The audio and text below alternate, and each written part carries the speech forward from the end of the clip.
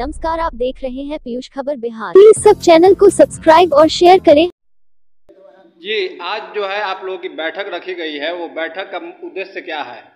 आज संपूर्ण क्रांति मोर्चा के प्रदेश कार्यकारिणी और जिला अध्यक्षों की संयुक्त बैठक अभी रमाकांत पांडे पूर्व विधायक की अध्यक्षता में संपन्न हुई, जिसमें मुख्य तौर से निर्णय लिया गया कि बिहार सरकार से मांग किया गया कि जो भूमिगत जेपी सेनानी हैं उनको ताम्रपत्र के साथ साथ ये सामान पेंशन दिया जाए। जी। जो पेंशनधारी बिहार में हैं जेपी सेनानी, उनको अभी 15,000 रुपये मिलते हैं, लेकिन यूपी मध्य प्रदेश में 20-25 हज़ार मिलते हैं। बिहार सरकार से आग्रह किया गया है कि पेंशनधारियों का पेंशन 25,000 रुपया महीना बिहार में लागू किया जाए। अन्य निर्णय में कहा गया है कि जेपी सलाहकार परिषद था जिसको भंग कर दिया गया है, उस सलाहकार परिषद का पुनर्गठन किया जाए और उसका अध्यक्ष ब्रह्मदेव पटेल जेपी सेनानी को मनोनीत किया जाए। साथ ही साथ बिहार सरकार और केंद्र सरकार से आग्रह किया गया है कि महंगाई पर रोक लगाएं, बेरोजगारों को काम दें, काम तब तक नहीं देंगे तब तक बेरोजगारी भत्ता दें, और भ्रष्टाचार जो ब्लॉक स्तर से लेकर सचिवालय तक अकंठ डूबा हुआ है, वो भ्रष्टाचार पर रोक लगाएं। वृद्धा पेंशन जो 400 रुपया मिलता है उसको बढ़ा के 3,000 रुपया किया जाए। आगामी लोकसभा चुनाव के दरमियान कहा गया है कि हम लोग कई पार्टियों के साथ मिलकर जन मोर्चा बनाए हैं। जन मोर्चा में संपूर्ण क्रांति मोर्चा एक मजबूत घटक है।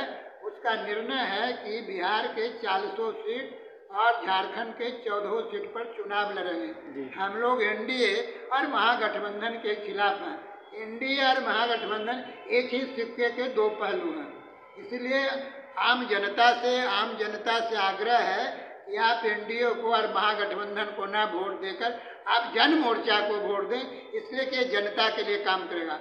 एक निर्णय और है, महामहिम ये प्रधानमंत्री जी, उनसे आग्रह है कि आप पूरे देश के जेपी सेनानी या आपातकालीन विरोधी लोगों को आप सम्मानित करें, उनके परिवार के एक सदस्य को सरकारी नौकरी दें।